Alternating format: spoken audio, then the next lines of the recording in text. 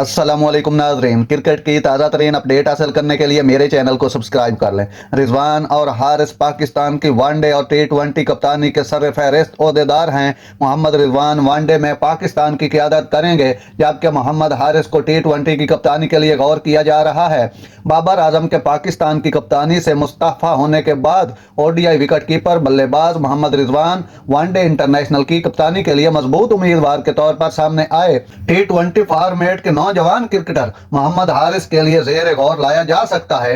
Express news ने ज़राए के हवाले से बताया, बाबर के दोनों फॉर्मेट से मुस्तफ़ा होने के बाद रिजवान को वनडे और हारिस को टी20 के लिए मुकर्रर करने की तजवीज़ आई।